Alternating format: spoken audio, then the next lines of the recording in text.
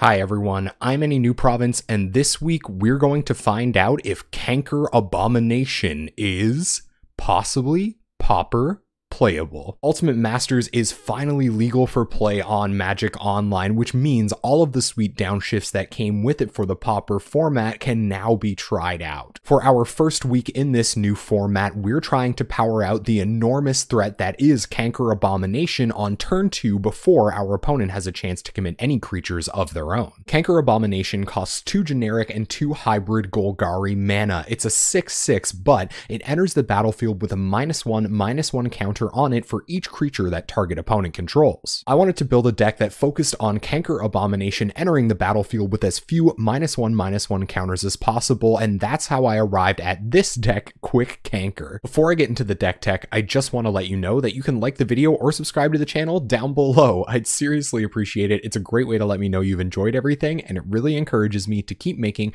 great Pauper content. Alright, let's have a look at Quick Canker. While having a 6/6 on board as early as turn 2 should close out most games for us, we might need another finisher if the games go later. That's why I've included 3 copies of the Gurmfather as an auxiliary finisher. Gurmag Angler costs 6 generic and a black mana for a 5/5 with Delve, which means each card you exile from your graveyard while casting the spell pays for 1 generic mana. Because of how some of the other spells in our deck work, we should be guaranteed a Gurmag Angler on turn 3 if our turn 2 Canker Abomination plan doesn't work out. The way we're ramping out Canker Abomination on turn 2 starts with Arbor Elf. It costs 1 green mana for a 1/1 that you can tap to untap target forest. Ideally, the forest that Arbor Elf is untapping is enchanted with Utopia Sprawl, which costs 1 green mana to enchant a forest, and when it enters the battlefield, you choose a color. Whenever the enchanted forest is tapped for mana, its controller adds an additional 1 mana of the chosen color. So, turn 1, you play a forest, cast your Arbor Elf. On turn 2, you play another untapped green source, cast Utopia Sprawl on your untapped forest, tap it for 2 mana, untap it with your Arbor Elf, tap it for 2 more mana, and cast a 6/6. We're also running 2 copies of Gift of Paradise, which helps fix our mana for some of the black mana hungry spells in our deck, but also it just provides us a ton of mana if we want to cast a lot of spells in a single turn later in the game. Gift of Paradise costs 2 generic mana and 1 green mana for an enchantment aura that enchants a land. When it enters the battlefield, you gain 3 life. Also, the enchanted land has tap, add 2 mana of any color to your mana pool. If getting Canker Abomination down on turn 2 didn't work out and we're a little light on Gurmag Anglers, I've included a ton of Wraths in this deck to make sure our opponent has no creatures around when we do draw our Canker Abomination. Our first Wrath is Crypt Rats. It costs 2 and a black for a 1/1 rat that allows you to pay X black mana to deal X damage to each creature and each player. While Crypt Rats will usually get the job done killing all of our opponent's creatures, I've also included 2 copies of Evenkar's Justice to come down a little bit early if there's too much pressure on the other side of the battlefield. Evenkar's Justice costs 2 black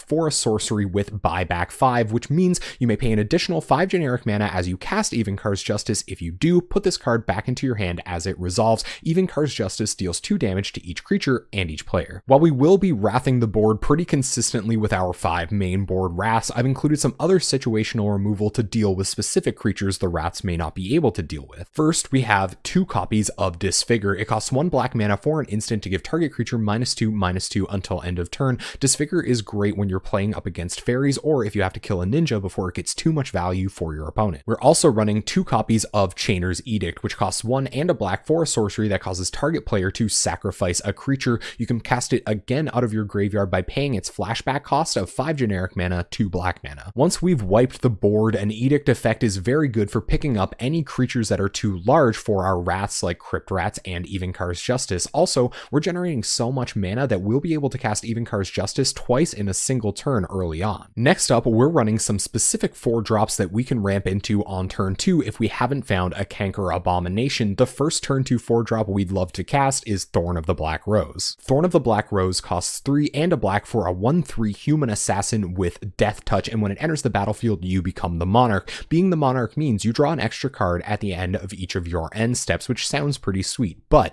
if someone who isn't the monarch deals combat damage to you, they become the monarch, so it's a bit dangerous. We're also running a single copy of Penumbra Spider because it's so good at shutting down flyers. Penumbra Spider costs 2 green for a spider with reach. It's also a 2/4, but the best part about Penumbra Spider is when it dies, you create a token that's a 2/4 black spider creature token with reach. Part of getting down an early Gurmag Angler means stocking your bin, and the first piece of our card filtering does just that for us while finding a Gurmag Angler. It's Commune with the Gods. It costs 1 and a green for a sorcery that allows you to reveal the top 5 cards of your library. You may put a creature or enchantment card from among them into your hand, put the rest into your graveyard. To go along with the card selection of Commune with the Gods, we have some raw card advantage in Night's Whisper. It costs 1 and a black for a sorcery and allows you to draw 2 cards and lose 2 life. Finally, our last non-land card is Pulse of Murasa. It costs 2 generic mana and a green mana for an instant that returns target creature or land card from a graveyard to its owner's hand. It gains you 6 life. Because Crypt Rats, Evenkar's Justice, and Night's Whisper are going to be dealing damage to us throughout the game, we're going to have to buffer our life total. Pulse of Murasa does just that while buying back one of our huge Canker Abominations or Gurmag Anglers so that our opponent has to deal with it again. Alright, let's have a look at this mana base, starting with our non-basics. First, we have some copies of Ash Barrens for going and finding our basic lands early in the game. We have 2 copies of Bajuka Bog as some main deck graveyard hate, and we have 3 copies of Jungle Hollow, your standard Pauper duels in green and black. These are going to help us buffer our life total a little bit as well. For our basics, we have a whopping 9 forests and 3 swamps. We're running this many forests so that we can get enough untapped green mana sources to cast a Canker Abomination on turn 2. Alright, let's have a look at this sideboard. First, we have 2 copies of Doomblade, just pretty good, almost unconditional removal for any threat. We have 2 copies of Shrivel to have more Wraths against X1s, and we have 2 copies of Claws of Wirewood for more Wraths against Core Skyfisher.